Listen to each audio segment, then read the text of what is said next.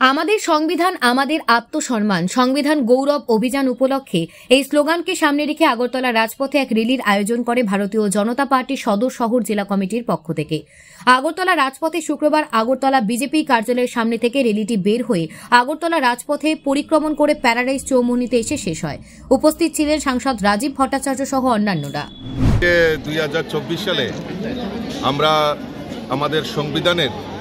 75তম আমরা দিবস পালন করেছি এবং এই 75তম যে আমাদের সংবিধান হয়েছে তা জনসমক্ষে তুলে ধরার জন্য আমাদের রাষ্ট্রীয় ভারতীয় জনতা পার্টির রাষ্ট্রীয় নেতৃত্ব তারা সিদ্ধান্ত নিয়েছেন আমরা এই সংবিধান গৌরব অভিযান অর্থাৎ মানুষের কাছে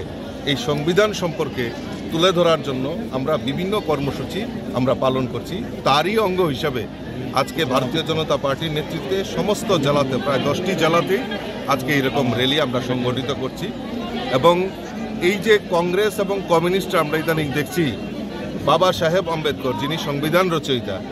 উনাকে নিয়ে ওনারা কনভেনশন করছেন, মিছিল করছেন, এটা যে ঢঙ্গি, এটা যে মানে কত বড় বাবা সাহেবকে অপমান করেছেন এই কংগ্রেস এবং কমিউনিস্টরা, তো এইটা মানুষের সামনে তুলে ধরার জন্যই আমরা আরও বিশেষ করে এই অনুষ্ঠানের কর্মসূচি আমরা হাতে নিয়েছি। আমরা জানি যে বাবা সাহেব আম্বেদকর সংবিধান রচয়িতা, এই জওহরলাল নেহরুই বলুন, ইন্দিরা গান্ধী বলুন, রাজীব গান্ধী বলুন, তারা বাবা সাহেব আম্বেদকরকে বারবার অপমানিত করেছে এবং উনি নির্বাচনে লড়াই করেছেন, নির্বাচনে ওনাকে জিততে দেননি এই কংগ্রেসীরা, সংসদে প্রবেশ করতে দেননি, উনি বাধ্য হয়ে অপমানে উনি নির্বাচনে লড়া বন্ধ করে দিয়েছিলেন।